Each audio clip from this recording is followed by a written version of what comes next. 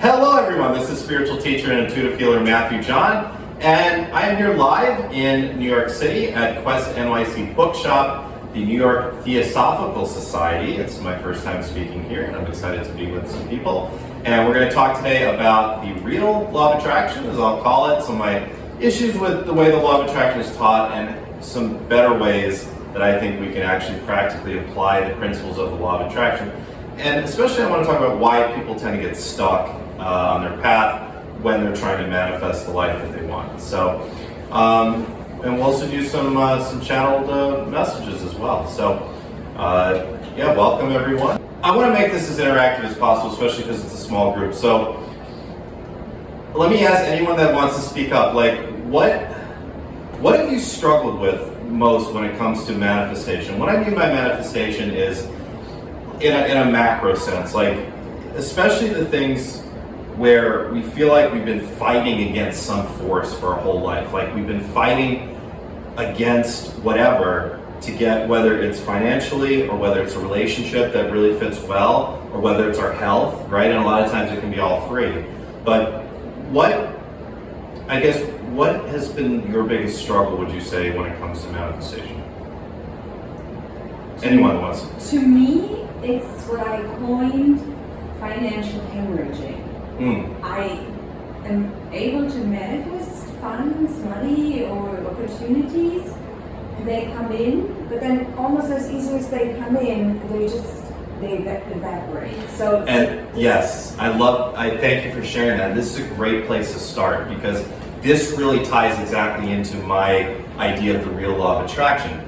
Is that, what is the kind of the pop law of attraction? It's the secret. It's it's like, oh, you manifest reality through your thoughts, right? Well, it would be kind of actually nice if it were that simple, right? Yes, your thoughts matter. If you're constantly thinking loving, positive things, you're going to have a better experience of life than if you're constantly thinking hateful, negative things, right? Or poverty things. But it's not as simple as your thoughts at all. The thoughts are kind of the dressing on top of a much, bigger salad that's got all the stuff that really matters, and it boils down to what are the programs that are running underneath, right? And this is, I'm kind of even giving away the lead right now. It really comes down to which programs are operating in us. If we can step back and kind of look at ourselves like, how computers operate, or how a phone operates, right? You have the hardware, which we could say is us, and then the software are the programs that are running in the background, right? And whether we are aware of it or not, and the vast majority of humanity is not aware of this, we have a set number of programs that are always running in the background. So a great example, like Gabrielle shared, and I was actually going to share this example of kind of the riddle of lottery winners. So it's a really odd thing that there's so many anecdotal stories of people winning big sums of money with the lottery and blowing it within 6 months, a year, 18 months, right? Why is it? And funny enough, some of these people actually use or claim to use the law of attraction to manifest the winnings, right? But just soon after, like you called it, financial hemorrhaging, it's gone. And what is going on there? Obviously, the way I would look at it is, sure, they were able to, in the short term, we can almost say trick the universe or trick reality into bringing them what they were hyper-focusing on, which is absolutely a true, function of the law of attraction. But underneath, they never truly fix the program that says, and it could be a number of different threads of this. It could be, I don't feel safe having financial freedom or having wealth. It could be that if I have financial wealth, it's going to be taken from me for whatever reason. And then we'll get into the next aspect of this, because ultimately we have to look at past lives. Because when we have these patterns within, especially the ones that seem to be like riddles, like we try our whole life to try to bust through this like, it just seems like a glass wall barrier, and we just can't. It's because of past life stuff that our soul is trying to have us address in this lifetime and bust through. And then that's when we really see ourselves moving forward in earnest on the Ascension journey and seeing the benefits of that, right? But it's such a great example that you gave to start out, Gabrielle, because it's probably something where, and this is the type of work we'll do today, is yes, in the background, there's some sort of program that either it's not safe to have this have savings, or it's because it's going to get stolen, or you'll be attacked, or you'll lose it, or you'll do something foolish with it, or you'll use it for evil, or you'll use it to hurt people, or whatever. And whatever it is, it's going to be a product of, in a past lifetime, you did that, or that happened to you. In a past lifetime, you were stolen from. You made your life savings, then it's all gone, because someone stole it. Or you made a lot of money and you had a lot of savings, or you inherited a lot, and maybe you did bad things with it. Maybe you used it for evil instead of good. So within us, we have this almost protective mechanism that is saying, we're going to make sure, no matter what, that we are not going to be able to have the savings, because that'll protect us. And ultimately, one of the riddles of the subconscious mind is that it is actually always serving us in a way.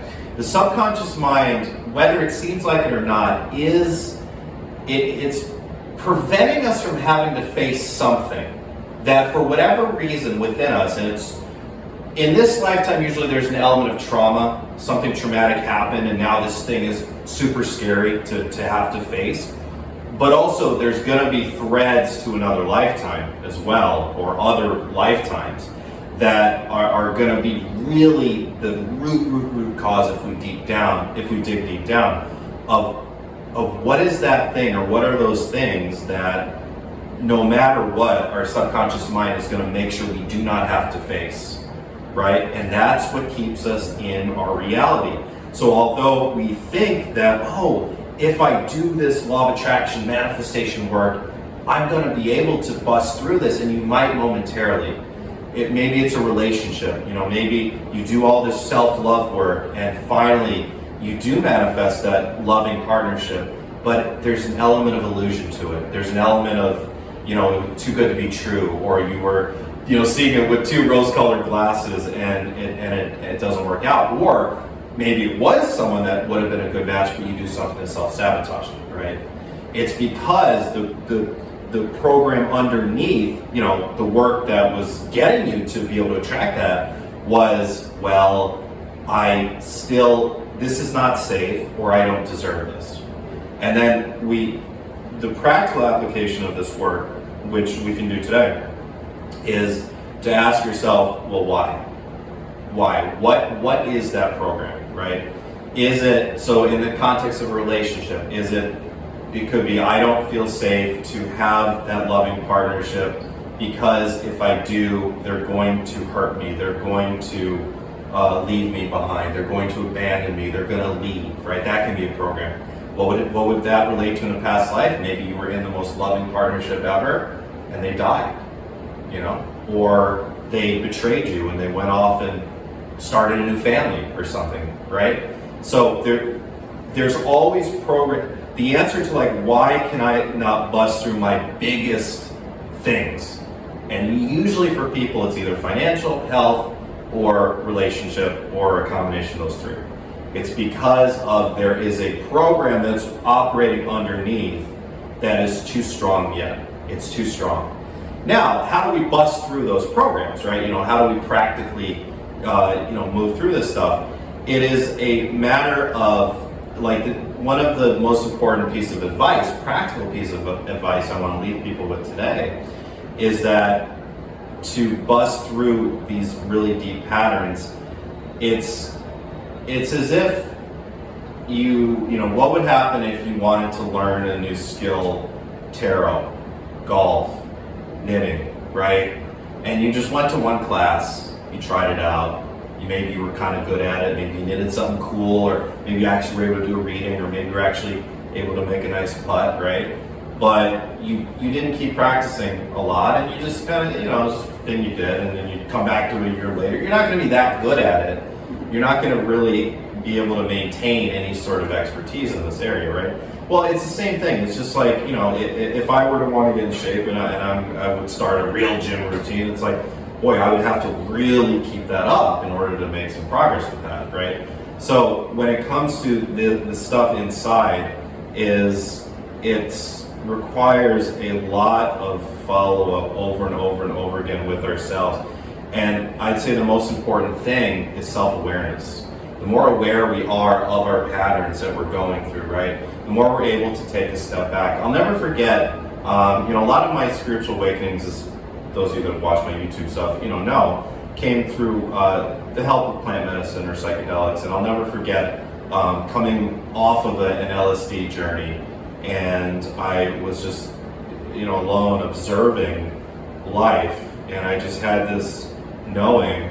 I was watching a man walk his dog. It was like 6 a.m. He just got up. I was up all night, on my journey, and I was just observing him, and I just realized this man was operating on a pattern. This was his routine. He wakes up at 6 a.m. The dog was operating on a pattern. The dog goes and smells all these different things that he's used to, right? The birds, I heard the birds chirping. And I realized they were on programs as well. The birds, this is what their rituals are. They chirp about this, and they talk to each other, right? And this is what we do as humans. Like, look, observe outside. We're in the greatest city in the world, some say it's the worst city in the world. Is how you look at it, right? But we are in definitely, one of the world's most incredible metropolitan areas. And just, if you take a step back, like on the subway, on the train, or on the bus, and just silently kind of observe people, you might get this knowingness that everyone's operating on a program, and we dig ourselves into these routines. You get a new job, right? The first week of the job is super exciting. You're meeting all the new people in your job, right? You have a new routine on your subway ride or your bus ride or your drive, right? But then after a week or two, what happens, right? You kind of get into this routine, and all of a sudden it's just, there's almost this malaise that usually sets in, right? Where you start to feel like, well, I've been here, done that already, and you just get into a set routine of, this is when you get your coffee, you say hi to this person. And as beings, this is what we tend to do. So most people never even, you guys being here, and those of you watching this, you guys are way ahead of the game, because most people never even question their own patterns, ever. Some of you might have read or seen videos by Dr. Joe Dispenza, for example, or Dr. Bruce Lipton, right? Those two men I love and respect so much, and they've done so much research into this stuff. And, Dr. Joe often discusses how between the ages of 0, when we're born, and 7, our brains are primarily in theta state. And in that theta state, we are very malleable. It's as if our brain is like this putty or this clay that is yet formed, right? So what happens is, well, you don't know, you're just a kid, but everything your parents say, or your caregivers, whoever raised you, say, goes right into that subconscious, right? Everything, not just your parents, but everything that you see on TV. And nowadays, kids, those of you that have kids, like, your kids, if you're not careful, they're on their iPads or their iPhones, when maybe too young, I think. You got to be careful as parents what they're exposed to between those ages of 0 and 7, because that's going to get right into that subconscious mind. Why does generational poverty exist? There are absolutely factors that are very structural in society, is why generational poverty exists, why certain communities, ethnic communities, tend to exist in this recurring pattern of generational poverty. But there is also this aspect of the mind and the subconscious, where if you grow up in a neighborhood or in a community where poverty is the default, that's going to be your default. And this is why, statistically speaking, it's a minority, a vast minority of people that are able to, actually rise out of communities of poverty and step into a higher income class. It's a very small minority. And aside from the structural issues that create that, we could say, well, it takes a special self-awareness. It takes on with a special drive, where to want to overcome that. And then the wonderful thing about the way karma works is, we're not only products of our past life karma, we're also products of our ancestral karma, right? We are here as especially when we wake up, as all us here have, is we realize that we're here to not only transmute the past life stuff that we brought in, right? But also, what did our parents bring in? What did our grandparents bring in, right? What are those recurring themes that run through, the generations? So you said this is ancestral karma that we Ancestral karma, we take on both. As a soul, you're up in the astral realm. You're trying to plan your lifetime, right? And you've got all these angels and other souls that you're close with that are helping you. You're looking at three main things, the way I see it. You're looking at, okay, in other lifetimes, this happened, I did this. This has left this residue of karma, right? Usually we're looking at negative karma. Things that you did or things that happened to you that we could really simplify it and say went against the law of one. What is the law of one? The law of one is that we are all one, and anything that we do to harm another being, right? Is basically going against the universal law of love, as some call the law of love, right? Love being the true vibration of all existence, right, and of all beings. But anything that happened to you or you did in other lifetimes, so you played other characters, we've all played other characters, your soul's looking at, okay, how do we take this and balance it out? Some lifetimes you're balancing out by actually experiencing the other side of it. In some lifetime you hurt someone or people in this way, you're going to find yourself being hurt. And it's out of choice. It's not out of punishment. It's your soul. As a soul, you say, okay, this is the way to balance this out. Let's make a soul contract here. Let's, solidify these. And that's another thing we'll have to address is like, what is set in stone in your life and what isn't? And remind me if I forget to talk about that. But so you're looking at that. How can I balance this stuff out, right? Sometimes you're playing the other side of it. Sometimes you're intending to alchemize it in the context of a lifetime.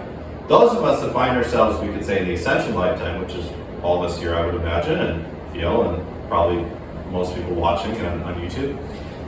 In your Ascension lifetime, you tend to want to work through all of it. Anything that's left over.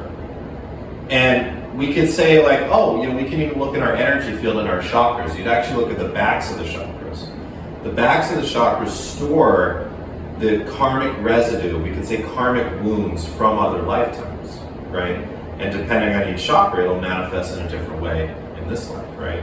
That's another mechanism of the law of attraction, we could say, by the way, is the fact that your chakras themselves are magnetizing the experience to you, which is why there's many ways to go about healing. Sometimes, people come to me or they go to another healer or they self-heal, and let's say they have a very weak solar plexus, right? Well, weak solar plexus, they're probably going to be constantly manifesting situations where they're being tested as to whether they can stand up for themselves or not. They're being taken advantage of, right? And having a weak solar plexus, that attracting mechanism, it's like, imagine you're sending out these vibrational arrows and it's attracting like narcissistic type people that will want to take advantage of that, right? And it's attracting people that have overactive solar plexuses, because that's what narcissists have. They have solar plexuses that are too big, and so they're constantly trying to devour. That's their set programs: devour, dominate, right? And then if you have a smaller solar plexus underactive, you become kind of the dinner dish for that if you're not careful, right? So you can go about it with your chakras, and you can do all the work to actually heal your solar plexus chakra, to have it grow. And then when it actually, again, like anything, it takes repetition. And generally, what happens, like when I do the angel energy healings, or even people that go to others, generally what happens is it gets fixed. But what happens is like you get back into your life and you get back unconsciously, not realizing it, back into your programs. And all of a sudden it kind of shrinks back up and you go back to the same. One great way to look at life is that whatever the universe throws at us, and I'm sure all of you have realized this, it's a test in one way or another.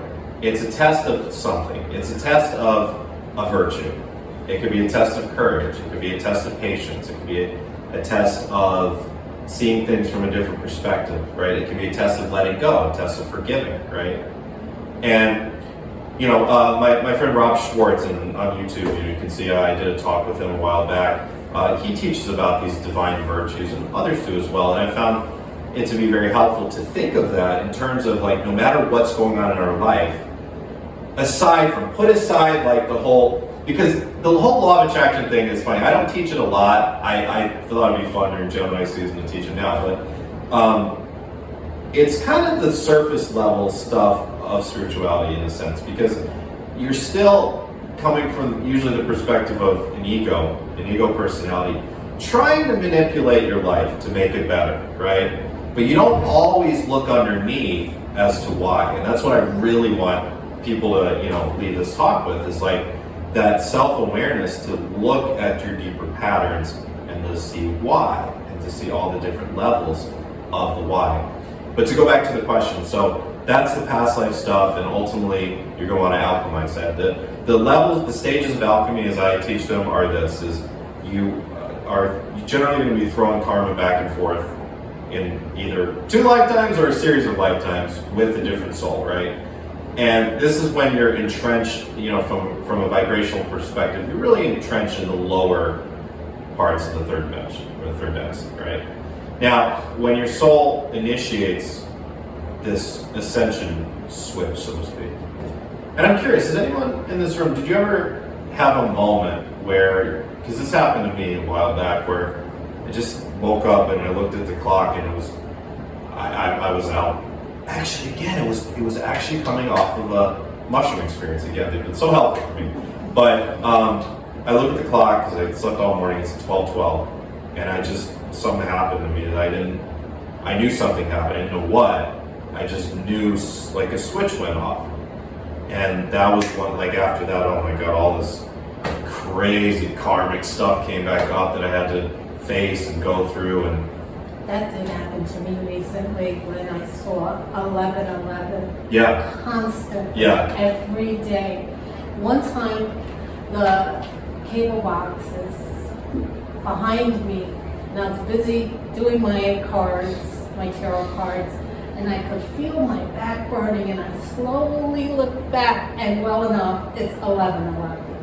I just knew it was without even looking, because I could feel it in my back, and I was like, what is going on? Yeah, it's such if you guys also experience a lot of 1111, it really is a pretty ubiquitous experience for people that, for whatever reason, well, not whatever reason, it's because 111, a series of ones, that's the Ascension code, right? That's the universal code for Ascension. So when planetary bodies are ascending, the code that's running underneath that, if we were to paint it with numbers, is 111111, which is why when I do grid work, like anytime I'm ascending as one or whatever, we do grid work meditation, or like at the retreat coming up, I always like to actually just start kind of putting out my throat chakra, 11111111. That's actually literally a meditation you can do. It's just as a mantra, 11111111. Okay, I'm gonna try that. That's tapping into that code. The codex is the word, or the code of the ascension frequency. So that's why when our soul flicks off that switch, we start to see the repetitive numbers, then we see the 222s and the 333s and 444s, right? Do you guys know what those mean in general? 222 is like the energy of divine partnership, and that can even be divine partnership with like an angel or a guide that's like helping you out, right? 333 is the energy of like a group, right? Like we're cultivating today, like a divine group, like the Three of Pentacles and the Tarot, the Three of Cups. 444 is angels. 555 is change of perspective, or change. I just saw that before I came up Me too. here. Me too. Actually, did? I did. Yeah. I did 333. Yeah. When I entered the bus. My guess, I think I saw the 555 was because I had really such a not fun experience last night coming into the city and trying to park, and I was like, all right, time to shift from.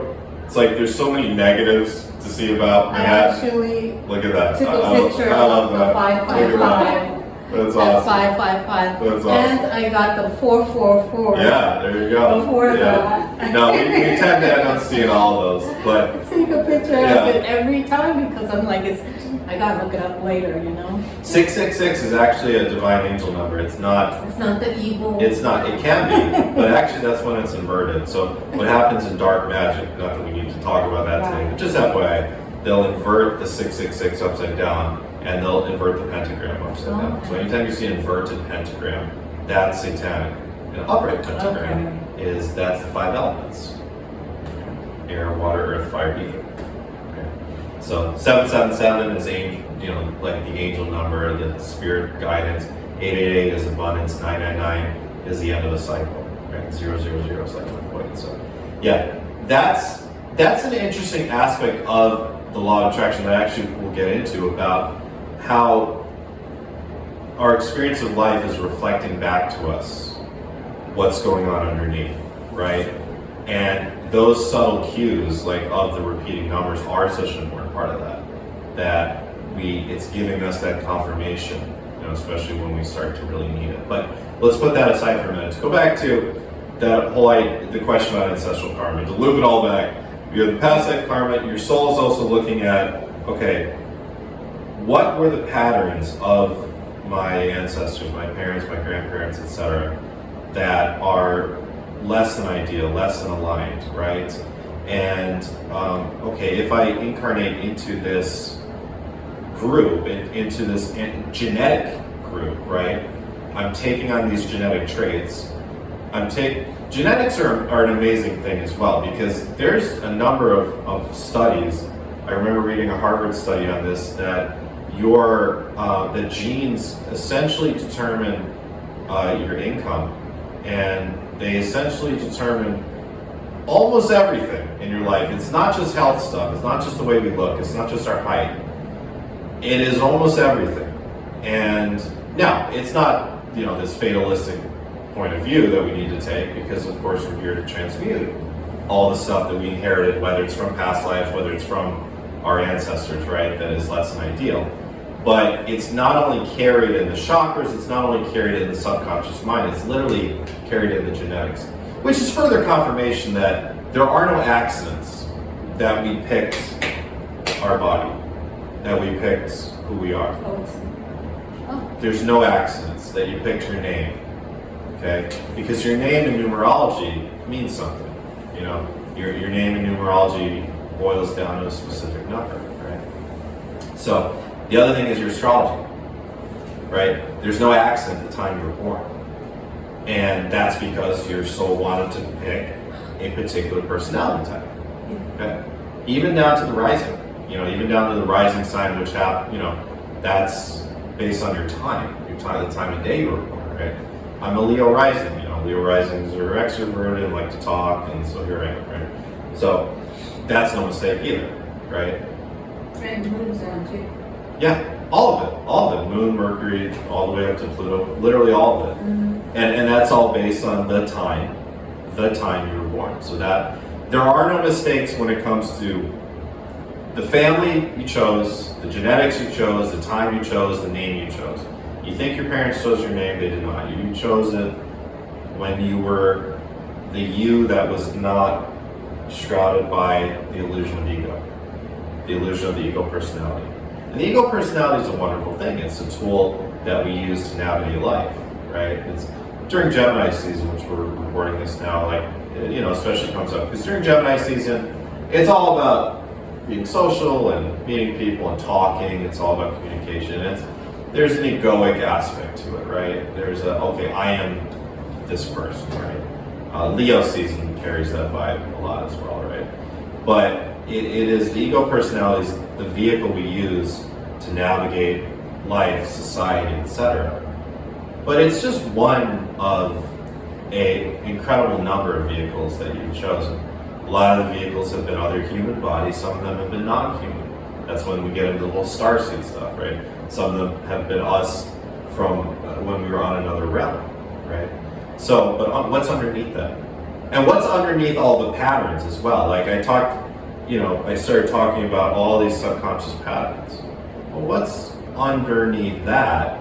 What's the purity, we could say, at the core, at the centerpiece of that, right? That's the soul, right? And on this ascension journey, one of the ways I like to look at the ascension journey is it's a journey from embodying the ego personality, which is the default. That's what everyone out there knows. Everyone out on the streets, right? But it's the journey from that to being the soul, shining through the vehicle of a person, right? And when you start to move closer to that, that's when, people ask like, oh, why do other people have these gifts? Why can you do this? You do that. I can't. Well, the wonderful thing is, as you journey more towards communion, it's not communion with, because you are the soul. It's removing the illusion that you're not. It's removing the illusion that you're the mind, that you are the ego personality. And as the soul shines through more and more, the gifts come online very naturally. It's like every time I go through something extremely painful, something else opens up. Yeah. So it opens things. Yeah. Absolutely. That's a great point. That's where like the dark night of the soul comes into play, right?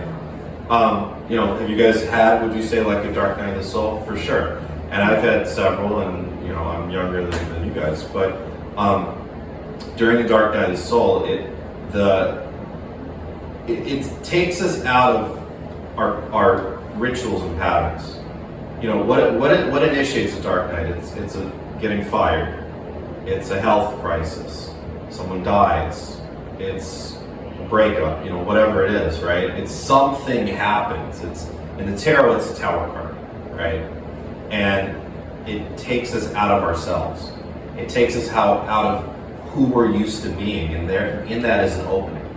And from a soul level, this is really one of the main reasons why this stuff is written into the life plan, is because we need these windows, we need these openings to be able to see things from a different perspective, to be able to see ourselves from a more enlightened view, right? So that gets back to the idea of these patterns, right? How do we identify the patterns? Like, one of the interesting things that I see, and this is so fascinating, is that, I've had the pleasure and been grateful to work with thousands of people over the years, and I'll continue to work with lots of people. So I just get to observe these patterns, and there's this interesting subgroup of spiritual seekers that this seeking themselves becomes its own pattern.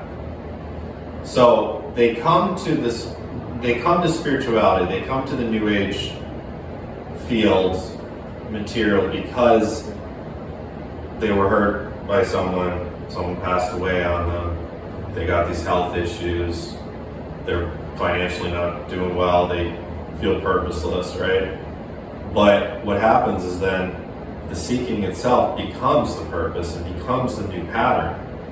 And it would then actually be, to a part of you, it would not be beneficial to actually heal the thing or actually move past the thing, because then you no longer be seeking the solution. So you get stuck and just, think and observe, and because I can observe myself doing this many times throughout my life, and just think about if that's something that to you has happened, where you've gotten stuck in trying to seek a solution to a problem, right? Maybe you learn a lot of stuff through that, but at a certain point, you just may be stuck in a loop, right? Does that ever happen, you say? Definitely happened to me with the loop. Yeah. And do you feel like you're still in that loop? Yes, I do. Are you comfortable sharing, like, you don't have to share the details, but just like general category, which aspect of your life? Relationships, right. That I stay away from it now. Yeah. Because it's like the same relationship, different person. Yeah. Until I just said, that's it, I had enough, and I gave up on even dating. It's been like 10 years since I've had a relationship. I'm just like so done. And then when I thought, okay, I was told the cycle is over, it still happened again, but with a mentor of mine, and it was so strange. I was like, I can't believe this happened again, but with my mentor. It's not even like a relationship, but a different kind of relationship. Right. And it happened again where we had to just stop communicating. Yeah. So, okay, an interesting question I would ask, and you may have asked this already, but just for the group as well, I would ask myself, to a part of me, what is so scary about if I didn't have this? If I did have that relationship and was in everything I've been wanting, what is a part of me? And it's always a part of me, because we are really, our psyche psychology is so exciting to me, because our psyche is this amalgamation of all these different aspects of self, right? So to a part of me, what is scary about if I did have it? It's easy to see this with money. People have this, like, we talk about the lottery winners. People are like, oh, I want to win this, I want to win the lottery, or I want to get a better paying job, or whatever. And they never do, because inside it's scary to actually have that. When you got a lot of money, and I'm not there, but I have friends that are very wealthy, it's a lot of responsibility. You got to figure out what to do with the money. There's investing, there's banks, you could gamble with it, you could gamble on the stock market and lose it. People ask you for money all the time, right? You might not feel safe, because you might feel like you might get robbed, right? And for some people, that program is so strong that no matter what work they do to try to overcome that default program wins. So when you're not getting what you want, there's a program running underneath that's still winning. And why is it winning? There's always a reason for it. It has, if you think of it as like this child part of self, like that can't see the whole picture, but is running in a very closed horse blinders sort of view of life. And why? Why does it feel safer on some level to not have that, right? That's like the key question to all of our problems. Like, that's the answer to the riddle. There's always a reason. And then if we look deeper, that's when the past lives come in. That's when we say, oh, well, that literally happened in a past life. Someone, like, you were nodding your head when I said, oh, people that are rich, they have this fear of being robbed, maybe, or they had, if they were, right? Yeah. Well, because it happened in another lifetime. And or because there's this energetic collusion, there's this energetic attraction between the past life karma and the ancestral karma, it likely happened to one of your ancestors as well, whether you know that or not. It's such a fascinating question, this whole primordial question of free will versus destiny, right? What is planned and what isn't? Like, where do we have that free will in our lives, right? Do you guys have any thoughts on it? On that question. What in your life is free will, or in anyone's life is free will, and what is not? What is set in stone? It's an interesting question, isn't it? Like, it's really the question of, like, what is it that your soul said was 1,000% going to happen, no matter what, no matter which choices you take? What did your soul say, this is absolutely going to happen? Versus what is up to you? Where do you get the freedom to choose different timelines? And this is a great segue actually into a great talk on what does it really mean to step up timelines or to step down timelines, right? Which is definitely something I wanted to talk about. But yeah, if you guys happen to have any ideas, I'd love to hear. And if not, that's okay too, okay. Well, this is my understanding based on the decade plus of research, into this and talking to other experts on this. To me, it's a select number of big things that are set into stone. No matter what choices you make in your life, because the whole idea of choice points is very interesting, right? There's all these minor choice points that probably don't make a huge difference in your life. Today, choosing how to get here, choosing what to eat, etc., right? Choosing what to wear. I do like that we're all wearing black. We're all very synchronized. Yeah, that worked out well, didn't it? It did. Because I literally had my outfits that I brought, to pick from, like in the car, blocks away from where I'm staying, and I just had the intuition, I'm like, I'm gonna go with black, and the black Metcalf to boot, right? So it's a small number of things. It's think in your life about the things that were so impactful, that there's no way you could have been the person you are today, for better or worse, without those things. Sometimes those are really great things, sometimes they're not so great things, right? Those are the things that your soul wrote into your plan as this is going to happen. Because there's something so important there for your journey, whether it's to redirect you down a slightly different path than you were on, whether it's to test you in some major way, whether it's to bring another soul into your life that there was a very set in stone soul contract with, okay? You had to have this experience. And those of us that are here and watching, we're pretty perceptive usually, and you can get a sense of who were those people. Maybe they're in your life still, maybe they're not.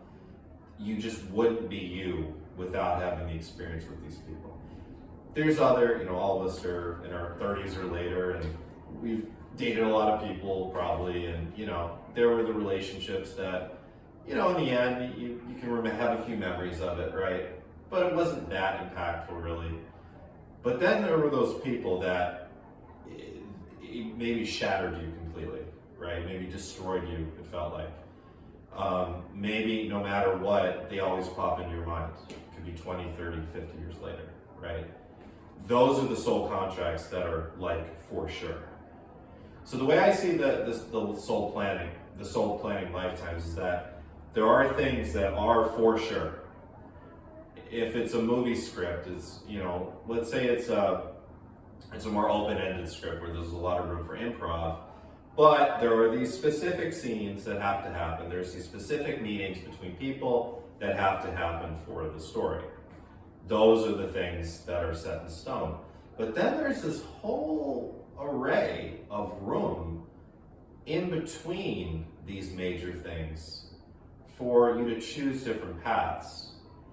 And these major things may come in different forms or at different times based on the paths that you choose. So let's take the example of a relationship, manifesting a relationship that really works, right? That is everything you want. If you are able to accelerate your spiritual work, maybe to the extent, because the way I see it is your soul kind of has a general idea of, most likely, and the really fascinating thing about soul planning is it's actually not an exact science. And then there's this whole leeway, there's a lot of space where we get to choose. So if you're trying to manifest that relationship that you really want, and you're able to accelerate your spiritual work, if you're able to go as fast as your soul maybe thought, if we do really well here. Because as a soul, you're like, the way I see it is you're getting ready to go into a human body. You're getting ready to come from up there where it's just space and peace to down here where it's a lot of chaos, right? From the moment you're born, most of us were born in a cold hospital room with cold hands, right? From the moment we're born, it's chaos. And so your soul, it's like you're sending yourself on this expedition where you're going to forget everything you knew, right? Momentarily, usually for the length of the lifetime, and you're just going to do your best. You're walking as light in the dark, just trying to do your best. So your soul has a general sense of like, all right, if all goes well, this is how fast we're going to evolve because we planned it this way. We've set these possible soul contracts and these parameters, these if-thens, like in mathematical logic. Well, if we're at this point, then okay, we're going to draw this contract to us. If we're at this point, we'll draw this other contract to us. That's where the free will comes into play, right? And you might get a sense that at some point in your life, you were more on point than others. Hopefully right now we're feeling like we're super on our paths. And it's great to do this type of work with myself and other, people, because the more you focus away from the default, which is, what is it, scrolling Instagram, or it's reading the paper, or watching the news, and all the stuff that's going on out there, which it's relevant for the planet, but it's irrelevant for us, right? Ultimately, what's relevant for us is our own path. So the more that you focus consciously, intentionally on what's going on inside and on that path, then you get the opportunity to step up vibrationally and step up in timelines. If we think of it as in every moment, we're at a trail. That life is this trail up a mountain, we could say. Now, you look behind you and there's now a singular trail. Always there's a singular trail. That's the Akashic Records, we could say. That's because all the choices, whatever happened yesterday, whatever conversations you have with people, you can't change those. Memories can change of it, perceptions can change, but there is a truth of the way I see it, of something actually happened, right? Sometimes, people don't, no one really has a true perception of what happened, because we're all in our own worlds, seeing through our own glasses, but something happened, right? Now that's written in our life plan. So there's a singular path behind us, but always in every moment, there's multiple paths, right? Multiple paths, multiple possibilities. Some we could visualize and say are at a lower frequency. Some we could visualize and say are at a higher frequency, right? The higher frequency ones, we're going to be more accessing the emotions and the energies of excitement, of love, of peace, of excitement. I think I said excitement, but things that feel good, right? And things that feel aligned. Really, the best way to figure out if you're on a higher timeline or not is your intuition, the inner guidance system. The more, and I'm really, I would say, proud of myself for recently, especially over the past couple of years, doing so much better at just feeling through life rather than thinking through life. Most people are just thinking through life, and once in a while they feel. They're at a bar and they feel like, oh, I should talk to this person. They're at an intersection and they feel like, oh, I should stay back, and then someone runs a light, right? Those sort of, every human being has those feelings, right? Something just didn't feel right, or something did feel right, How you talk to married couples, how did they meet? Oh, I just knew, I just saw him and I knew, or I saw her and I knew, right? Happily married couples. So using our internal guidance system, right? Let me know, do you guys feel like you have a good grasp on how your personal intuitive guidance system works or not? Yeah? So it so resonates with me what you've been talking about, because in my own life, from the moment I met my husband, which was love at first sight, and then we created this beautiful daughter of ours, our angel child, which now but now, I've grown spiritually more than he has. So I'm at a crossroad with my husband, but for the time being, I still honor the fact that he is the father of our daughter. So, and the way it is, I know also, I spent more than one lifetime with my husband. And I shared that with you. At one time we were abandoned twins, a boy and a girl. Our parents left us to die. I'm even crying, so I know for me it's a confirmation. Or another time we were brother and sister, and that time we were brother and sister. Another time we were lovers and couldn't be together. And even with my daughter acts like a grandmother to me. So I know, we've been together in different lifetimes as well. So, and oftentimes it's in synchronicities where I feel my intuition, that I also learn to trust more and more, is being confirmed. It's like, to me, like synchronicities are signs. When somebody, I don't know, comes into your life at the right moment, or we find the angel feather, or we see Mhm. the numbers, Yeah. and or animals. I'm big in animals. Like Mhm. downstairs, those 4 doves. Isn't that interesting? Now we're 4 people here. That is very interesting. That is very interesting. Yeah. So they were sitting right there on the stairs. I'm like, wow, that's interesting. 4 doves. So when it comes to, and I hope it's okay if I give a little guidance, and not to get into any specifics of your situation, but general guidance on looking at, because there's a lot of people, I've heard from hundreds of women over the years that are in a similar situation where they feel like they have really gone way ahead of their partner or husband spiritually, and it's the term that I like to use, I call it vibrational dissonance, where it's like as a default now, you are operating at just a higher frequency, and this delta, this range between the 2 frequencies, that's what is vibrationally producing arguments, chaos, feelings of resentment or anger or whatever it is, right, from both sides. And the question that I would ask is, if I could feel into it, and this is where I can of course come in and do this type of work for people, but it's always better, I think, to ultimately find it on your own, or at least confirm it on your own. But if I had to guess, if I could know the soul contract, what did we want from this? Because just because we wanted something 20 years ago, 30 years ago, 10 years ago, it doesn't mean that was all it was meant to be. Soul contracts have an evolution of time aspect to them, where we may have chosen to have a different reference point, a different relationship to one another after a period of time. And it may not even be a set period of time, it may be more of when I'm at this point in my spiritual journey, when you're at this point in your spiritual journey.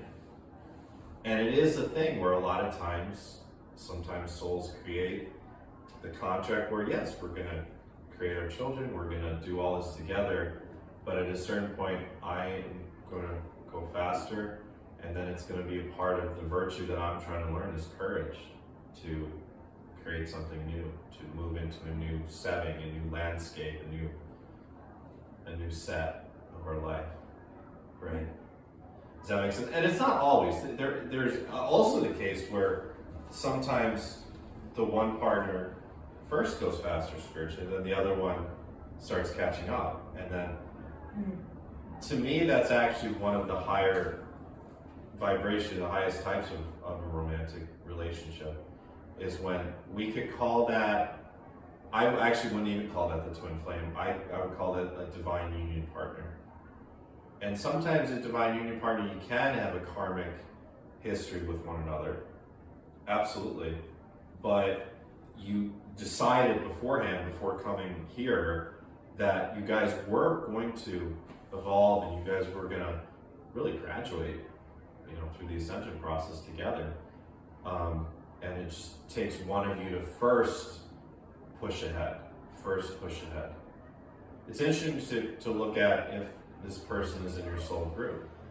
We tend to form these soul groups of 12 as souls. And there's one soul that is going to be leading the group vibrationally. There's one soul that is going to just be the one that says, okay, I'm going to be the first one to evolve, and then you guys are going to start to catch up. It may not all be in the context of a single lifetime. It may be in, over a series of lifetimes, but eventually the whole group. This is how the planetary ascension process happens. And we're at the very, very, very, very, very early stages. We are farther than we were 20 years ago. We're farther than we were in the 80s and the 60s, but not that far. It's still on a mainly underground movement, light workers, ascension, this sort of stuff, right? Most people on the street here aren't super interested in this stuff. They may be interested in helping others, they may be interested in love and light, which is the beginning seeds of the whole planet moving this direction. But they haven't yet super invested into the work, into the journey itself, right? But if we can imagine that, well, all of these people are here to do that. People have this idea of NPCs. It's not true. Everyone is a soul that's here for a purpose. Every animal is a soul that's here for a purpose. Every plant is a soul that's here for a purpose. The purpose is evolution. If everyone were to evolve at the exact same time, it would be chaos. We need an infrastructure to society. We need people working on the roads every day. Okay, right? We need a police force. We need, at this point in time, at least, we need a government at this point in time, at least, right? Eventually, we might not need some of these things anymore, right? We might not need asphalt roads because we'll just be teleporting or traveling in little spacecrafts, right? We might not need a police force because it would be too painful to hurt someone else, right? We might not need a government because we've decided to just self-govern in little groups, like they do in the Pleiades, like they do in the Syrian realms, right? But everyone is evolving. It's just that it's at different speeds, at different times, in different ways. If everyone were evolving in the same rate at the same time, it would be very chaotic, okay? So, whether it's your husband, your son, your sister, your boyfriend, whatever, if they're not matching you vibrationally, and it's more than just, well, are they, it's too simplistic to just ask like, oh, are they interested in like the same YouTube videos or books? That's not what it's about, right? Because there's so many different ways to go about the spiritual journey. You know, you could be a Buddhist, you could be, you know, a Taoist, you could be into the New Age, whatever. But it's, are we matching vibrationally anymore? You can feel it. If you walk into a room with a person, does your heart open? Do you feel excited inside? Do you just feel giddy around them, right? Maybe you did one day, 5, 10, 20 years ago, what do you now? If you don't, that's a symptom, you know?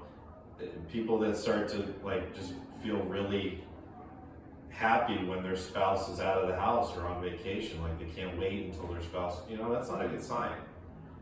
That's the default though, I mean, if we're being honest, that's like what most marriages end up with, right? And also most marriages split once the children are out. They do, you're right. You're right. When the children graduate and You're right. go to college, that's when the marriage graduates. Right, and a lot of times that's what the soul contract is And I saying. think that's okay. And that may be what was written by the souls. Yeah. So eventually I'll find out about me, because right now, I've been talking with a lot of spiritual mentors about that, and it's like, right now, I don't have it in my heart yet to leave him. That's that. Can I tell you a funny thing though? Yeah. And I totally get that, and that's right. I will say that every time I've heard a woman say that in my work, that they did eventually. I was thinking he was going to say it happens tomorrow. No, but they did. Yeah, I know. So that sort of stuff, the logistics of it are really difficult. It's a whole new life. But it begins as a feeling. It begins as a subtle sign and intuition within that something's got to change it, right? I definitely want to make sure I'm dialing this back to leaving us with some practical tools at navigating life as, reality hack, so to speak. But what questions just about anything we've talked about so far that I could divulge more into? And then I definitely want to do some more reading type stuff as well then. I have a question about the intuition. Yeah. It's like I don't really tap into it fully. Yeah. And I was sleeping the other night, and it's like sleeping, and I hear this voice say, "Hello, I'm your intuition." Just like that, and I open my eyes like, and I'm like, I don't know who the voice is. It's not my The voice is a lady named Intuition. That's what it sounds like. No, I'm kidding. It's just like a woman, just a woman. And, and it sounded like it was coming from the foot of my bed. And I just, decided that let me just go back to sleep. but I've been having a series of hearing, either me having conversations with someone, I don't know who it is. So these past 3 nights, it's been a little strange. Thank you for bringing that up. The intuition, I just want to know, like, I need to tap into it more. How can I tap into it more? That's the question. And yes, great question. Thank you. And what I want to, I'm glad that you told this story because it illustrates the point that I found to be true, that everyone's guidance mechanisms happen in very unique ways, and there's a reason for that.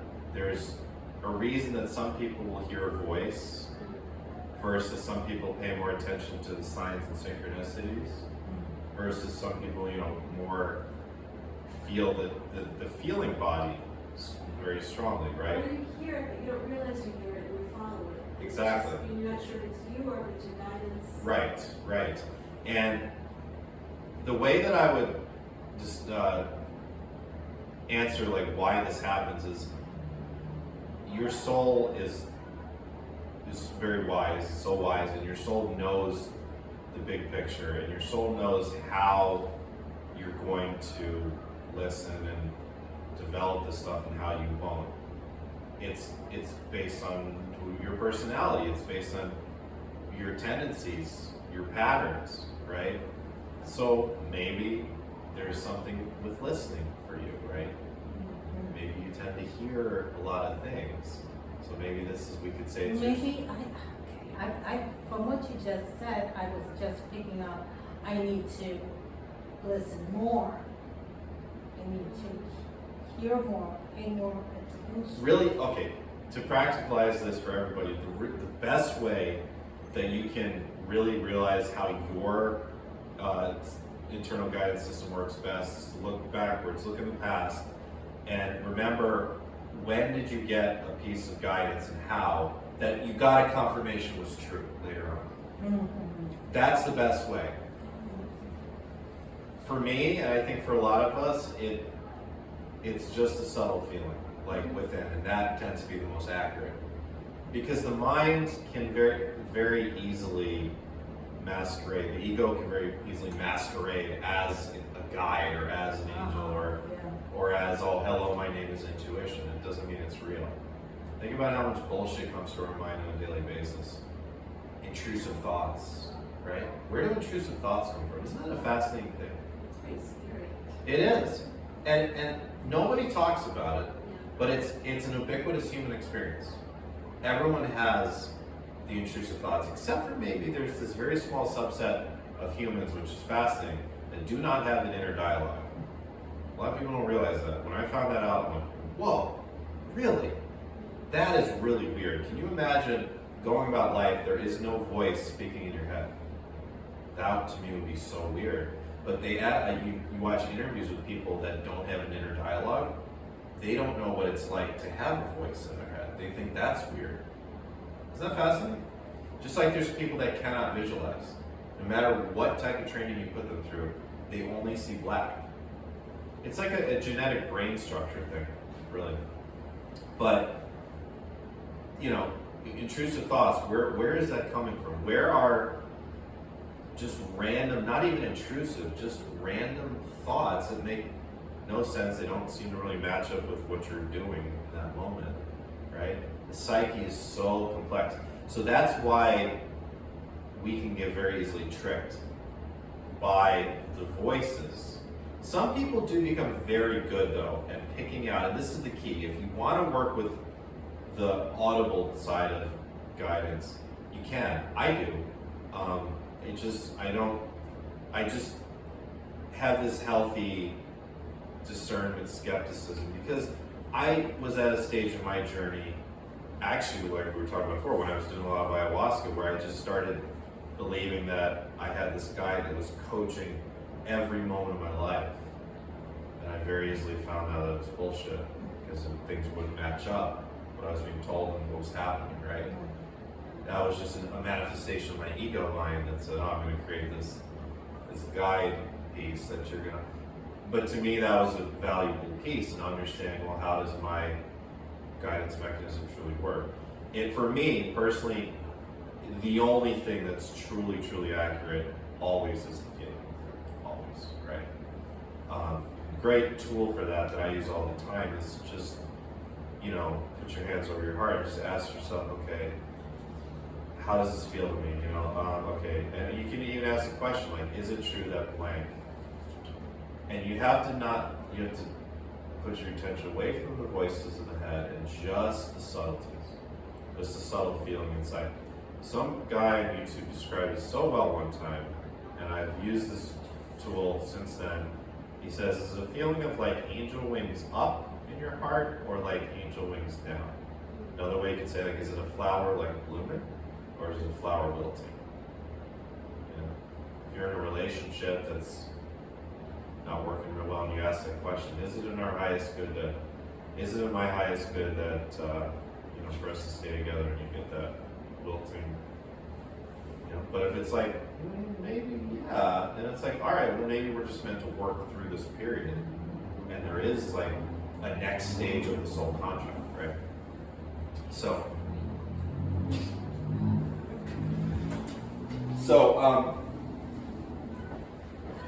the question was about guidance, right? Intuition guidance. Yeah. And specifically, Well, seeing as you said to look back, before my awakening, I did hear it before when I was in a relationship with a narcissist and was trying to let me know. And I literally heard the voice and then I was not trying to pay attention to it, but I did hear it. It wasn't as loud as it is now, but I did hear it. what was it warning you or was Warning it? me. Yeah. Yeah.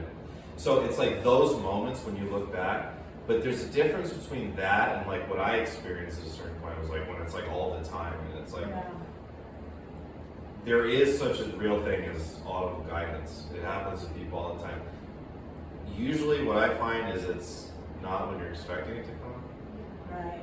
Right? Because if you're think of it as this, like are you trying to reach for guidance? That's when you're more in danger of creating it. Or is it just the guidance came to you? Well, one night I woke up and I heard just my name. Yeah. There was a voice I've never That heard. And I happens too, strongly felt, Yeah, that happens. back then I was sharing that with a spiritual teacher and I said to him, it took me like 3 sessions to bust up the courage to say to him, I heard God call my name. But now, it's 28 years later, and you're sharing this reminded me, and it was this voice. It said my name. It said Gabrielle. And it was kind of like wake-up call, but it's not that I really did something right away, ran out on the street. It's like, so it's kind of like now, 28 years later, I'm like still, okay, so what do you want me to do, Lord? Kind of that thing, or where do you want me to do? So it's, but that was that. That was this one, this one word, oh wow. So I would describe, and I love you sharing that, and thank you. And I would describe it as your soul knew this was the way you were going to start listening. It did get my attention, and it Because there's no, in reality, the way I see it, there's no higher or lower sort of version of guidance from someone that says, I'm getting it from God, the universe, Jesus, Archangel Michael, my loved one on the other side. There's no, none is better or worse. It's your soul. Your soul knows this is how you're going to start to awaken. Is there a loved one on the other side that you're going to really trust? Is there a spiritual lineage that you end up stumbling on? And that opens up this whole can of possibilities of angels or entities, right? And none is better or worse. It's all just your soul opening it up in your way, which is why this whole idea of how does your intuition work? It has to be so personal. It has to be. It's it's so personal. It's literally like your relationship as the ego with your soul. you could say. Because by default, here's an interesting thing to consider. If you're really like truly living as the soul, and I think it's a rare handful of people that are doing it all the time, and I'm certainly not. But it's hard to actually not intuitively navigate life when you're in that space. Like, whatever it is, like maybe it's today, or maybe it's just in a practice of yoga or meditation, or whatever it is, and you just feel yourself like, whoa, I'm kind of just good, I feel good, I'm at a higher frequency right now. You're gonna get the intuition. When you're not there, that's when you're having to reach, and you can make a relationship, My father, passed away a year ago. I walked into Quest today, 5:45, and exactly at that moment, feather floating like this. Oh, I just got goosebumps. And he leaves me feathers constantly. Wow. And he talks to me constantly. It's nice. So some people have a relationship like that with a certain spirit or with a number of spirits, right? Your soul is going to plan this all out in advance. Your soul is going to plan out exactly, or not exactly, but primarily how are you going to open this stuff up within you, So it's perfect, and this is your relationship with that soul self. And the more that you focus on this stuff, as opposed to the scrolling the news and just all the bullshit out there, this is how you start living. This is like the hack, I would say, to living at a higher timeline, because you're avoiding so much stuff you don't even need to go into. Are there people in your lives that whenever you talk to them, you cringe, or you shrink up, or you feel your heart close, or you just can't wait to get out of the situation? In the past, I don't. So this is a huge Put part myself of your around people like exactly. that That's my anymore. point. Yeah, my point is that you're avoiding. Think about not just how much time and trouble you're saving yourself, right? But you're literally like, these are in every moment. Again, there's all these possible timelines. There's no point in even going back down into the lower timelines with other people that we don't really align with anymore, right? And it's different when you have a marriage. That's different. I'm talking Or about, even a relative, like, yes. and she so triggers me. Yeah. She came to my daughter's graduation party last Saturday. I'm like, I couldn't believe it. I mean, I still haven't recovered from the encounter. But it's like... yeah, those type of, right. Those type of encounters, That's the week ago. right? Those type of encounters are so interesting because the When you see them, you want Yes. Yeah. This is a cringe. It was like, freeze up. relatives are so interesting in our journey because we can't avoid them. You can't cut off. Rarely can you cut off relatives, right? Now, I will say, like, I don't know why, but as a soul, I chose to have literally good relationships with all of my relatives. I've never not, which is very rare, isn't it? Very rare. Very rare. So I just didn't want to focus on that in this life for whatever reason, which is good. It saves me a lot of trouble. But it's literally every person I work with is not like that. It is the mother or the sister or the son or whatever. Brother, big Yeah. brother. Evil brother. But the fascinating thing is that through the context of these relationships, this is where we can actually evolve really quickly. And it's actually where we can get evidence of our evolution. Because if you are, it's like there's this old saying, I think Eckhart Tolle, I heard him say in one of his live talks, where he's like, a Buddhist monk, said that, it's like, great, you can be at peace in the monastery, but, Who do you become when you have to face your mother or your sister or family, right? Who are you with family? That is such a marker of like our evolution, because the default is going to be to go into the muck and the stuff, the arguments and the finger pointing and to go into this stuff from the past, right? But when we become more evolved, we avoid stepping in. One of the easiest ways to evolve is to just simply stop stepping into shit you don't need to. Stop stepping into shit unnecessarily. Addicts, I like to tell them this is when you feel, think about a time, if you were an addict or you know an addict and they were sober for a little while and all it took was one beer or all it took was one whatever, right? And then they spiraled again. This is what happens with addicts, right? Mm-hmm. But it's not just addiction, it's like anything in our life that is just, it's those lower time lengths. It's like quicksand. Don't even step there. Don't step there. If you do step there, step out quickly. That's how you know you're evolving. You start to feel like you're going to a place where it's not serving you. Just step out. Just separate yourself. And this is a hard thing to do because sometimes I've always felt this way.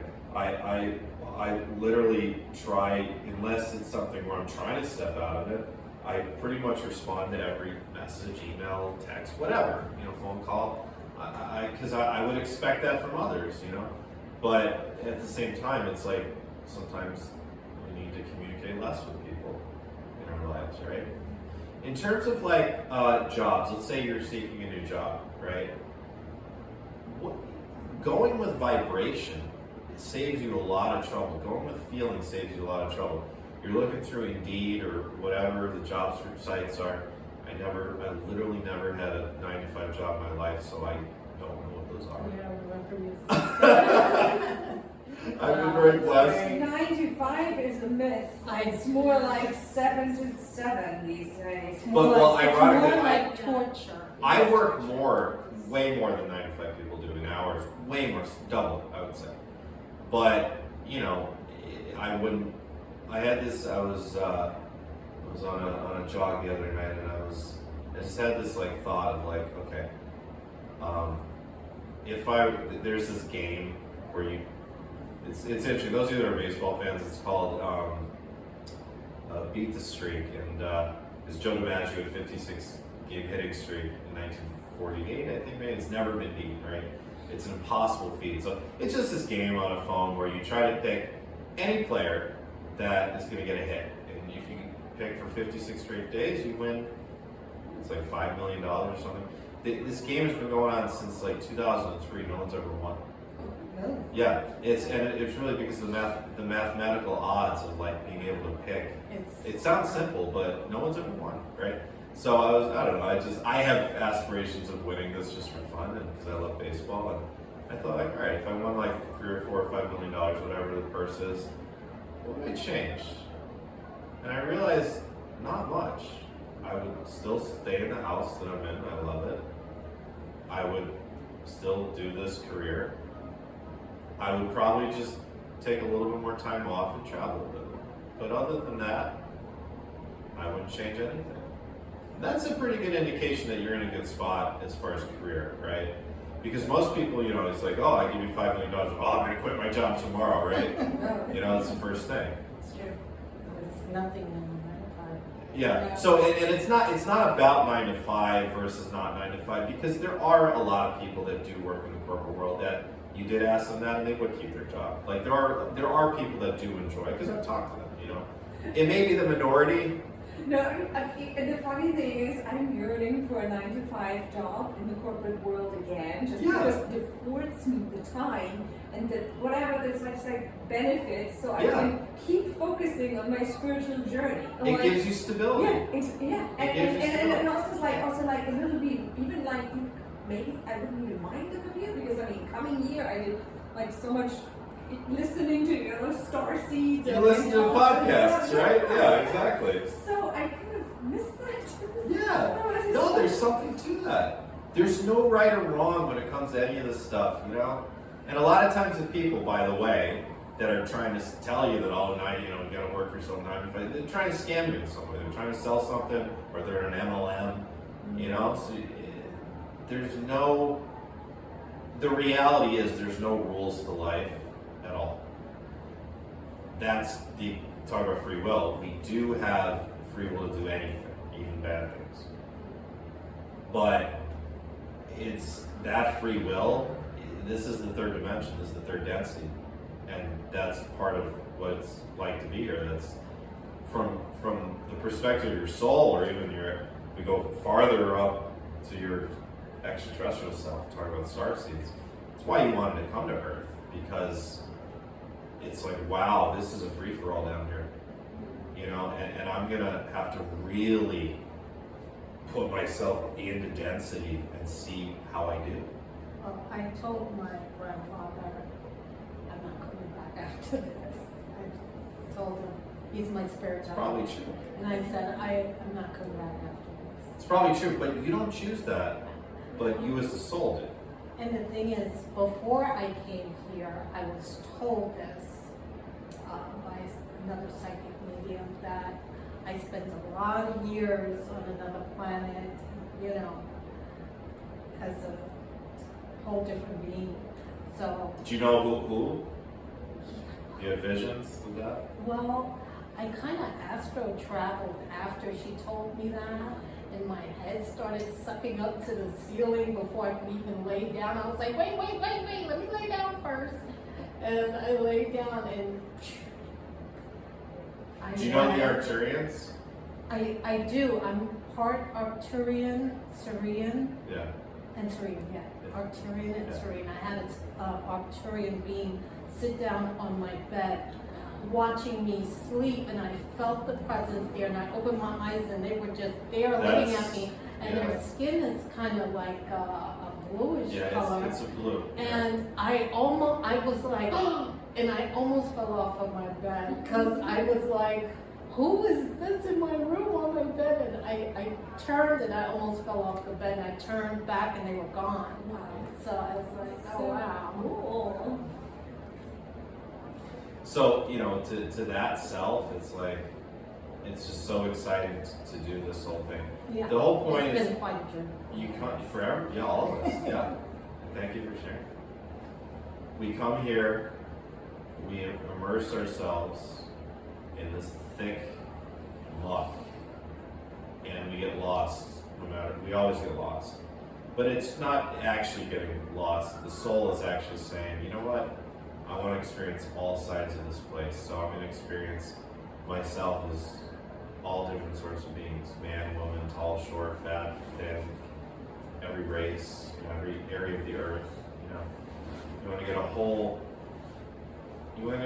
run the gamut of experience of being here. And you want to run the gamut of the zodiac too. You want to play all sides, the shadow and the light of all 12 signs as well. Yeah.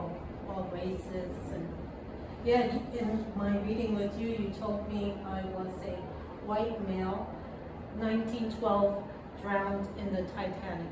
Oh, wow. So Did you that ever was watch the really movie? nice. Yeah, I did. Because And I have such a resistance watching Titanic. I don't know. And that's why I think I might have been there too. Why else would I not be able to watch it? I've never watched Titanic. It's like the same Really? thing. Yeah. I can't watch it. And somebody, when I was younger, somebody actually told me I looked like that woman. Whatever the Rose? in the movie. Yeah, I think so. I mean, maybe, I don't know. Yeah, somebody told me, I haven't watched that. It's like the same in Atlantis. I can't go into the story. Why not? I know I have this thing with water. So that was my thing. Like, where is this phobia with water coming from? And when you told me this, I said, okay, I made a connection. I've always had such a thing with water as well, and The Perfect Storm, that movie got me. That's scary. The ending is scary. Yeah, and I was at a bar in Tucson, Arizona, like 12 years ago, and some lady randomly told me, "It's like, you know, you died in a past life, like in the ocean." I'm like, "Where?" She's like, "Big Sur." Oh, okay. So I went there. I drove there, Wow. and I just like went in the water and just kind of re-experienced it. But that whole thing of like when George Clooney's like in the water, like, you know, talking to his wife and back in Gloucester, like that's the part that gets me, because it was the same. Like, I guess I was on a boat and we messed up, and I think we both drowned. You know? So, and then I re-experienced that in a relationship. Not the water part, but just like with that person, that soul. I had an experience with that soul that was very impactful. So, yeah. When it comes to the Titanic, A lot of people. it's interesting. Why do all these people? And because how many people were on the Titanic? Yeah, it wasn't that many, but there's way more people than that have some sort of like vision or memory or belief that they were there, right? I had spirit to show me what happened to me. My room changed and turned into the cabin. And I was like, oh wow. And I started reliving it, and the water started coming up, the room turned dark, and then I just told him to stop. I Right. Yeah. It was like I was fearful to die alone, because I was alone. And then when it comes to actually dying, I was like, okay, this is it. And, Wow. so, Yeah, thank you for sharing. 2,240 passengers and crew on board. Wow. More than 1,500 lost their lives. Well, actually, Wow. that's not that many. You're right. There's way more people that believe they were, yeah. and that's where. Maybe that's Atlantis. Yeah. Well, first of all, I believe that part of the explanation for that is multiple timelines. Because you and I, you know, you guys can see me, I can see you. We can see all the people out there in the street. We're all in one timeline here. But the idea is that there are many, not just in our personal world, there's literally in the planetary realm, different timelines, different versions of this world, which is so fascinating to think about. I've had past life regression sessions where people have seen themselves in a different timeline. It just, the earth looked a little bit different. Things were happening a little bit differently in history. And it's very odd. That's one explanation for like why do more people see themselves on the Titanic, different versions of it in different timelines. And when there's different versions of an event in different timelines, like that it runs through all these different timelines as a thread, that's a very important event in the consciousness of humanity. Can I just say something? Yeah. I know some other people who have also drowned on the Titanic, and we also were connected with Atlantis. Yeah. And that drowning as well. Right. So how am I encountering the same people that said, yeah, that happened to me on the Titanic as Right. well as, you So know. those of us that experienced in Atlantis and or Lemuria, you know, the flooding of the entire planet, that is a very deep karmic wound, Yeah. right? So we have to then, or we want to as souls, re-experience episodes of drowning in other lifetimes in different ways in order to get to a point of alchemy where we love the ocean, we love the water, right? We appreciate it. And we come to a place of healing. Those of us that experience it from the perspective of Lemuria, we come to a place of forgiveness for the Atlanteans, you know, for those in power. And for those of us that were in Atlantis, we come to a place of forgiveness for our own people. And some of us decided to experience both sides of it, Wow. right? Are we supposed to do that? Yeah. Practical, kind of bring it all back. We ended up talking about a lot of different fun stuff today, right? Which I didn't expect, but is awesome. And so hopefully everybody enjoyed it, you know. Recording this, so you can go back and Exactly, yeah. But reality hacking your life, just some real practical stuff. One is the self-awareness. What is going on deeper levels of me? And I would encourage everyone to go home tonight and just do a little journaling on this. The things, what is that thing or the thing in your life where it's just this solid barrier and you just can't seem to bust through no matter what, right? What is that? And what is the program that's running underneath that, that's keeping that in place? Because there's a good reason for it. That part of you that's keeping that program is trying to protect you or save you from facing something. And it's irrational, but to that part of you, it's rational. So is becoming aware of the programs. Our subconscious mind is going to attract to us evidence of the programs, of the default programs that are in place. So one way that we can reality hack and shift our experience is to use our conscious awareness. 95% of the thoughts that you have on a day-to-day basis are the same thoughts, just in different forms. They're the same themes, the same concepts, the same vibration. That's the subconscious. 5% of your mind is the conscious awareness part, and you can grow that, I believe, through using that part more. That's the part of you that overcomes the patterns. That's the part of you that you're used to stepping into some shit and you say, no, I'm stepping out. I'm not going to go there, right? It's the you that starts to spiral into feeling like a victim or blaming people or blaming the outside world, right? Or feeling hopeless or helpless, depressed. It's you stop that spiral faster than you did a year ago, 10 years ago. That's how you know you're evolving, right? And your subconscious mind will bring you reflections of your default patterns and your default vibrations. People that are living on the streets, which all over here, right? Their experience of life is very much, about alcohol, and drugs, and crime, and just stuff that is not. We don't want to go there. There'd be no reason to want to consciously live that life if you know there's a higher possibility.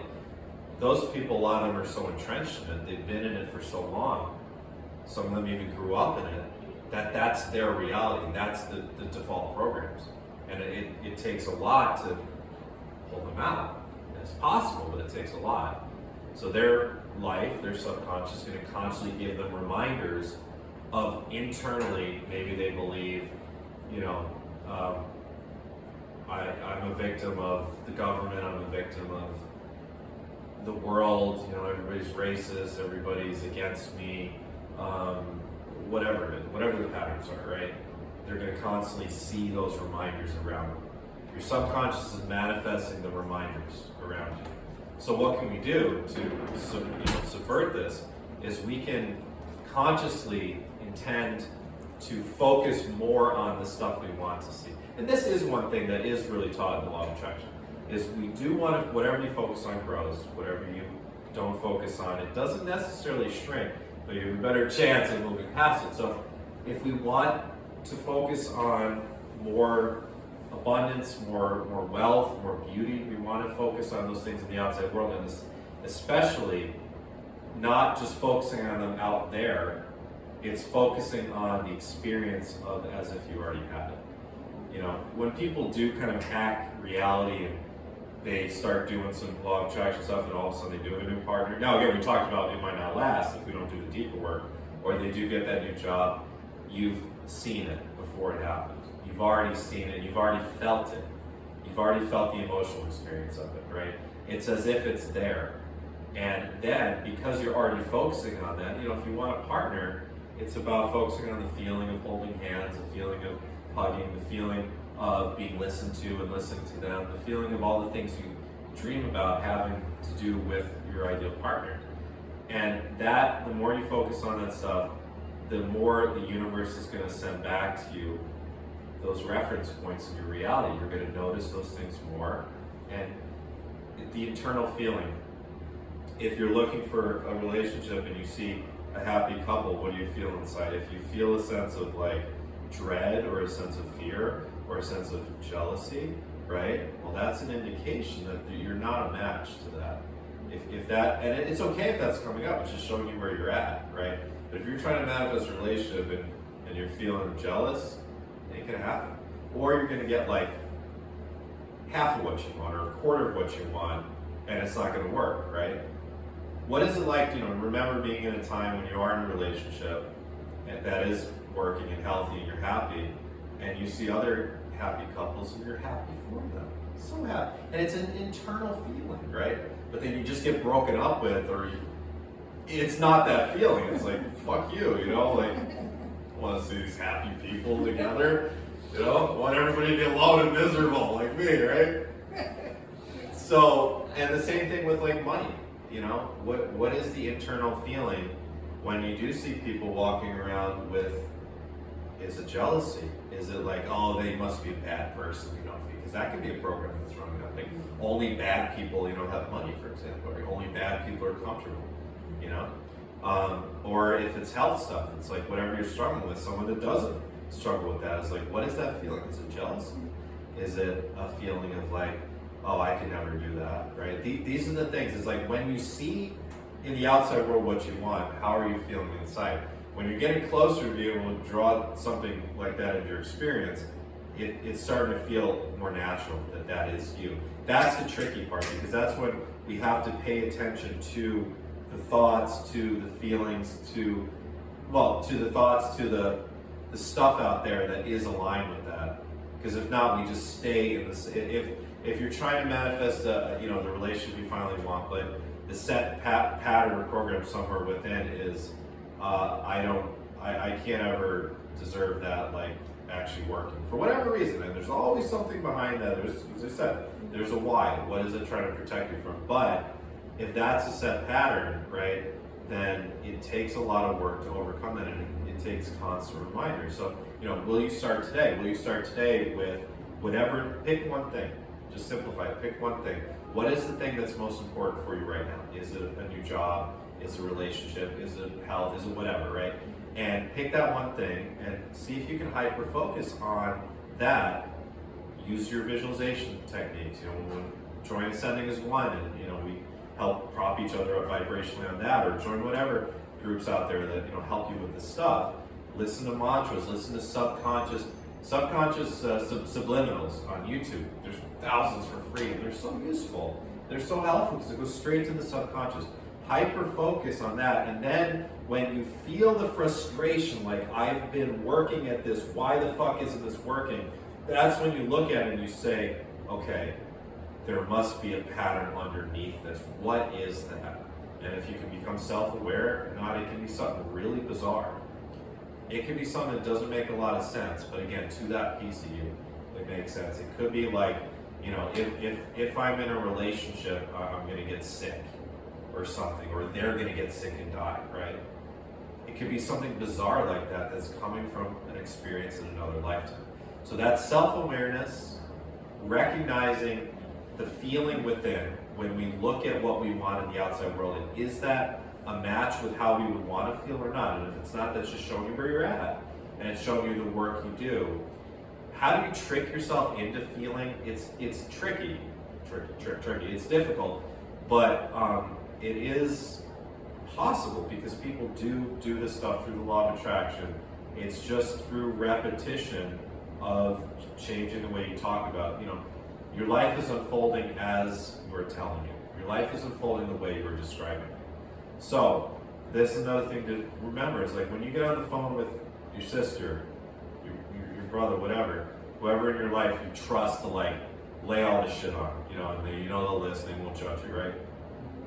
How are you describing your experience of life? We all just had a day today. We all had our different days. Some of us could, go home and talk to whoever and just describe, the bus this, and this was shitty, and the weather, and this, or I went to this great talk, and I feel great, and I feel really inspired. It's like, what do you choose to repeat out of your mouth? Like, that's very important, because you're going to get more of it. If it's more that you're focusing on the treasures in life, you're going to notice the treasures more. That's how the subconscious works. It's all these patterns, these plates that are spinning within you, these programs that are running. If you don't do anything, they just run on their own, and that's your life. If you start to pay attention to them and realize which ones are broken, which ones, they're not truly broken, as I said, there's a reason, but which are the ones that aren't really serving what you want in your life? Well, those are the ones where you say, okay, what's the opposite of that? What's the opposite vibration? What is the aligned vibration? If it's a relationship, it's like, okay, you see, just start, you see happy couples, like, oh, bless you, just in your head, bless you, or thank you God, you know, for bringing these people together. Thank you God for bringing happiness to these people. Thank you God for bringing this, or thank you whoever, right? That thank you is so powerful. That aligns you. That aligns you with the true vibration of life, which is love, right? So, does that make sense? Any questions on this sort of stuff? And then I'll see if I can get some messages for fun here. Any questions? Just make sure if I had anything that I wrote down that I wanted to. Any questions about what you were? Yeah, about this stuff, and then I'll go into a few challenges if we can. But any questions about the reality hacking, law of attraction stuff? Well, I bought some books on it, and you know, it's just keeping the vibration is and the patience, and you know. Yeah, and it's not about like doing this all the time. It's not realistic. You can't hold up. Well, some people can, but they're very That's enlightened what masters. I was told. You know, it's like holding this vibration, but it's like when you don't see things happening, like soon enough you start. But that becomes its own pattern. If you're like that, then the new pattern is I can't do this right, and then you're stuck in that cycle now. Exactly. Our default is to create patterns. So you can spiritualize the patterns, but they're still patterns and they might not be truly serving you, right? It's so fascinating how this all works. But yeah, any other questions? So just an exercise to do at home is just to try to, whether it's through meditation or doing some deep breathing or listening to a mantra or whatever, just tune in and say, all right, if I could know what are those patterns that are running deep down, that is the reason I keep, sorry if you were in the bathroom and you heard a smack. Oh, I did. Yeah, what I was saying is like, it's like, what are those things that no matter what, you just keep hitting the wall, right? What are those things? So then if you just self-analyze, I encourage everyone to do that, later after watching this tonight. Okay. What are those patterns? Like, what is it deep down? And certainly I can give my input if anyone wants to bring up the situation now. Or because I'm going through that right now. This loop, yeah. I'm like, and it's starting to be like every 2 weeks. And recently I made 3 weeks, and I was like, oh, good, I'm getting somewhere. And then all of a sudden it went right back again. There's this past life element that I pick up with you. It's almost as if you were. And it's like everybody's karmic boyfriend, karmic girlfriend, karmic mentor. It's like I gotta lock myself in. It's like I don't understand that. And that thing what happened with the mentor really, it really shook me up because I didn't feel like I was ready to leave that. Yeah. And it was like it just turned everything upside down for me. I was crying, I think, for a year because this happened last summer. And I'm like just recently trying to get my bearings off of that. But then my grandfather comes in as my spirit guide. He's been behind me the whole time while we're sitting here. Is it the right side or the left side? He's on this side. He's been like all up here and pushing me and nudging me and yeah. So there's some sort of past life element for you of, I almost see it as like a queen archetype, and like having an experience as a powerful woman and being murdered, being literally like you were too powerful as a woman heart is just. and you were taken out for it. Oh my God, my heart just. So went your boom. whole, so that's, I would say that maybe the pattern running deep down is like, it's dangerous to become too much in my divine feminine, standing up for myself, and having an actual person that I'm on an even keel with. So you keep manifesting these, not manifesting, they're there, soul contracts, but you're going in the direction of those soul contracts because your soul is continually trying to teach you to step back into that archetype, but in a new body, in a new form, in this life. And there was an element of ego with that queen experience where it was a part of your downfall. Well, I know that I'm constantly dimming my light Exactly. This because is what it is. I've had a lot of jealous family, friends. And this is what it is. Even my boyfriend was Right. upset I was making more than he was. Right. I mean, I just don't get it. Right. And this is what it was in in this other life that I just got a glimpse of. Right. You had a lot of enemies. There was a lot of fear that came along with having a lot of enemies, but there was this aspect of ego of wanting to prove others wrong that ultimately was kind of your downfall. So it's more, feels safer to dim your light, so to speak, and to not step on others' toes, but then ironically you then draw the people that will step on your toes, right? So the message is to like step into what you've already known, what you've already done. You need to step back into it and move through the fear that's with that. Move through whatever fear, and it's not like up here, it's deep down somewhere. My solar plexus is really affected. Right. It's really sensitive. It's like everything gets, Yeah. That's like the root of everything I feel. Yeah. Just hits the solar plexus. Yeah, I'm thinking it's a weak solar plexus, like what you were saying when we first started about the It's solar kind of plexus. the default, yeah. It's Yeah. kind of the default for you. Another message I get is about when you meet like the right person, It's been 10 years. you I can't are going to believe be the initiator. You are going to be the one that is actually more proactive at the beginning. You are going to very much, it's like I've chosen you. The default in our society is the opposite. It's like, no, I've chosen you because, well, I shouldn't say that.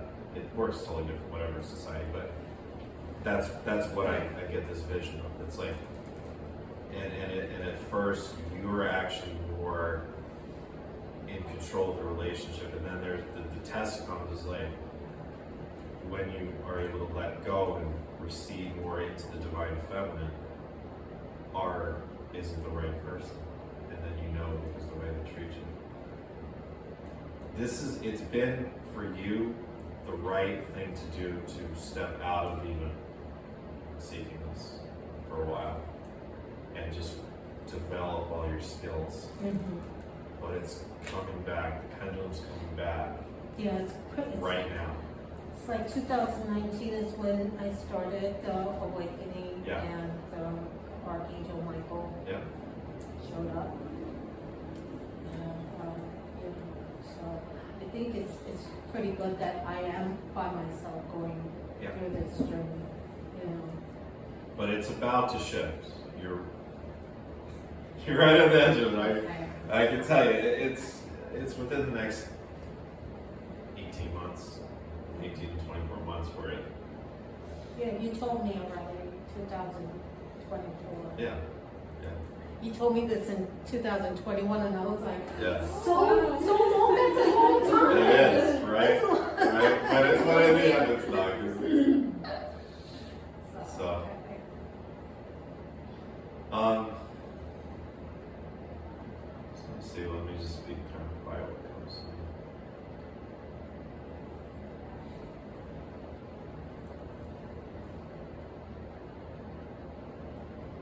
Do you have kids? How old are you? 48. Did you ever want kids? I want them now, but I'm afraid Yeah. of having them because it's Right. too late. Right. Yeah, that's just like the like I guess just emanating off your energy field. I It's just love kids. yeah. Do you work with kids? No, but I worship them every time I see them. Exactly, yeah. Well, that's a good place. Like talking about our work today, law of attraction. It's a good place to be vibrationally. It feels to me you're meant to adopt a little girl. That's what I want to do. That's what I've been thinking about. That's great. Are you in a partnership now? We're getting married. Oh, congratulations. You know, thinking about That's it. wonderful. Yeah. Yeah, there's a little girl that is meant to come into. That's good news. Yeah, congratulations. And there's going to be a boy after that too. I wanted to. There's going to be two. Oh. Yeah, That's great. be that too. Yeah. And there's like something. I think you have a grandmother or something that watches over it. They keep telling me she's on the left side with that little patch Okay. where she's. Yeah, I just kind of get a sense like in general, kind of. Yeah, that's why Yeah, in general, they're behind us, or sometimes my dad will tap me, or Is my brother-in-law Alan anywhere around? Or? yeah. Did you pass away young? Yeah. No, he was like maybe in his late or early 60s, I think. Okay. I think. Okay. Early 60s. Still, not. That was young as cancer. Yeah, I do see him, and he tends to come once in a while only at like certain junctures. The more active guide for you, I'd say the more every day is this grandmother guide. Yes, I feel it. Yeah. And then there's like some something fairies. It's just something about like fairies. Like there's something where I don't know if you're aware of it, but fairies are around you. Fairies are interesting. Fairies, the way I see it, are of the